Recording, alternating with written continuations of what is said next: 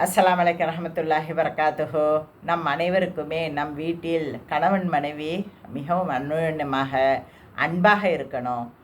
அண்ணன் தம்பிக்குள் பிரச்சனை இருக்கக்கூடாது, சண்டை சச்சரவு இருக்கக்கூடாது, மாமியார் மருமகை சண்டை இருக்கக்கூடாது, அக்கா தங்கை அன்பாக இருக்கணும் என்பது தான் எல்லாருடைய ஆசையும் கூட. அதுதான் அல்லாஹ்விடம் துவாவும் கேட்டுக்கொண்டு இருக்கிறோம்.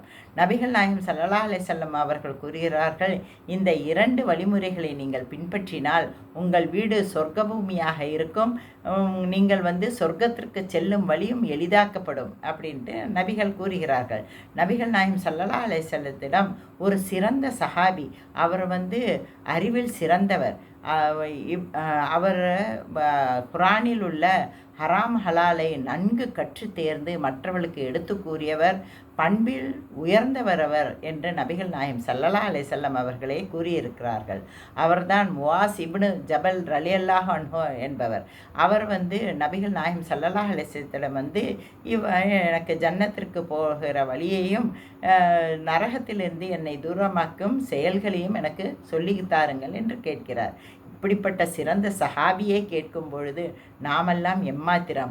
நபிகள் நாயகம் ஸல்லல்லாஹு அலைஹி வஸல்லம் அவர்கள் கூறுகிறார்கள், நீங்கள் அல்லாஹ்வை தவிர வேறு யாரையும் வணங்கக்கூடாது, அவனுக்கு இணை யாரையும் வைக்கக்கூடாது, நீங்கள் தொழுகையை முறையாக சரியாக தொழ வேண்டும், ஜக்காத்தை முறையாக தர வேண்டும், நோன்பு நிற்க வேண்டும் அப்படின்னு சொல்கிறாங்க. மேலும் நபிகள் நாயகம் ஸல்லல்லாஹு அலைஹி வஸல்லம், முவாஸே, நான் உனக்கு மேலும் ஜன்னத்துடைய கதவுகளை பற்றி கூறட்டுமா அப்படின்னு கேட்குறாங்க.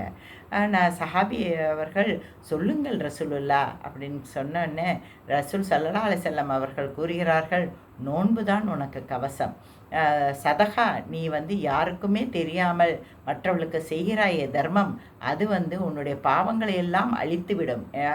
மேலும் இரவு எல்லாரும் தூங்கி கொண்டு இருக்கும் பொழுது எழுந்து நீ 2 ரக்காத் நஃபில் படித்தால் போதுமானது. அதை நீங்கள் படித்தால் நீ கேட்கும் அத்தனை துவாவும் அல்லாஹு தாலா உனக்கு கொடுத்து விடுவான் என்று நபிகள் நாயகம் ஸல்லல்லாஹு அலைஹி வஸல்லம் அவர்கள் கூறுகிறார்கள்.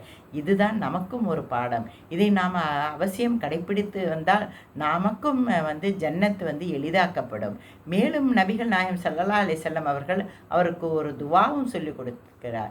அந்த துவாவானது, அல்லாஹும்மா அன்னி அலா ஜிக்ரிகா வ ஷுக்ரிகா வ ஹுஸ்னி இபாதிக. யா அல்லாஹ், உன்னை நினைவில் கொள்ளவும், உனக்கு நன்றி செலுத்தவும், உன்னை சிறந்த முறையில் வணங்கவும் எனக்கு உதவி செய்வாயா அல்லாஹ். ஆமீன். இந்த துவாவை நாமும் அடிக்கடி படித்து கொண்டே இருக்க வேண்டும். நாம் இதை வளமைப்படுத்தி கொண்டால் நம்முடைய தொழுகை மாறும், நமது மனம் மாறும், நம்முடைய வாழ்க்கையே மாறும். எல்லாவற்றுக்கும் மேலாக நபிகள் நாயகம் ஸல்லல்லாஹு அலைஹி வஸல்லம் அவர்கள் கூறுகிறார்கள், இந்த நாக்கை இப்படி இழுத்து வச்சு இப்படி காண்பிக்கிறார்கள்.